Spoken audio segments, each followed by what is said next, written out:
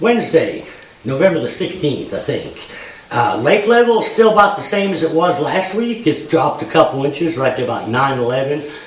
Water temperature's actually cooled down some. It's in the mid-60s, and it depends where you go. Way up in the upper rivers, I found a lot of 50-degree water.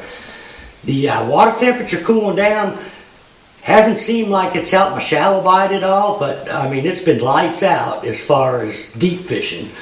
The deep fish have really schooled up deep the last 5 or 6 days, and it's been a ball. You know, it's like I say, shallow fish haven't kicked off, but them deep fish are really grouping up, and you know, we're having a lot of places we'll pull up on a point and catch 20, 25 fish in an hour, hour and a half.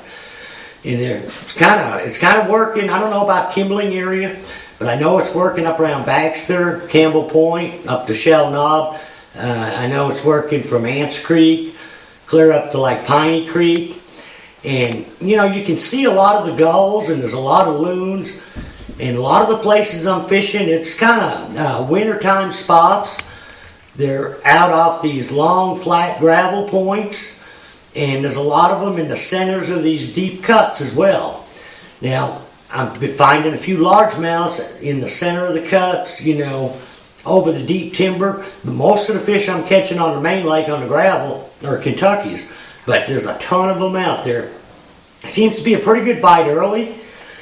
You know, up to about, 8:30. Then it seems like it really gets good about 10:30, 11 o'clock on.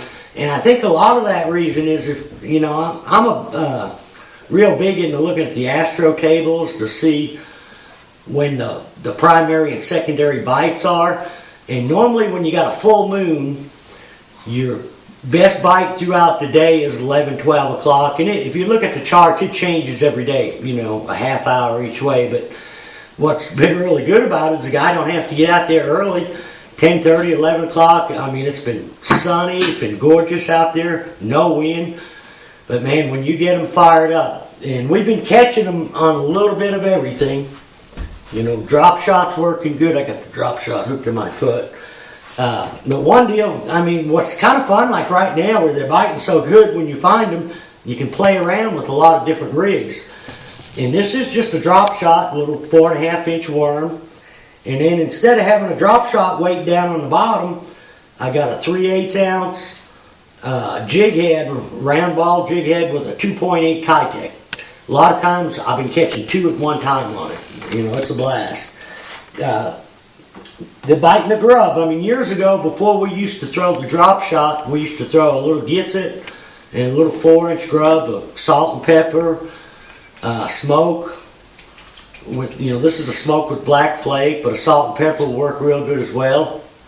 I've been catching them on jigging spoons, ice fishing jig, and man, I don't think it matters what kind of whose spoon it is.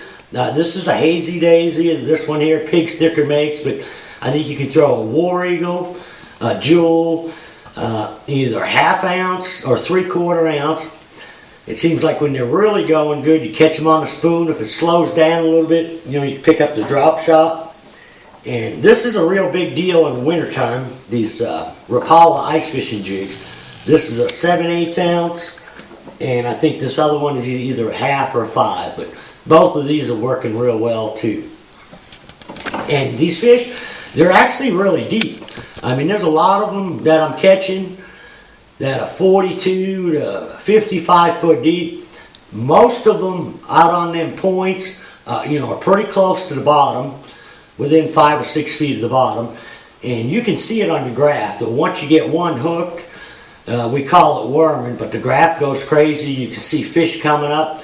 And then your next drop down, I mean, your bait may only drop down 15 or 20 foot. You got another fish on it. And we've had, you know, once you get them fired up, you have several doubles. And you can idle around these points and actually see the fish out there.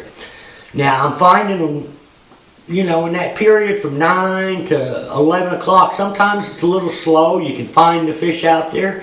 But if you can't get them to bite, you know, come back in an hour or two. And, you know, I've been able to catch them in a spot. They stop biting, then come back in 2 hours, and they bite again.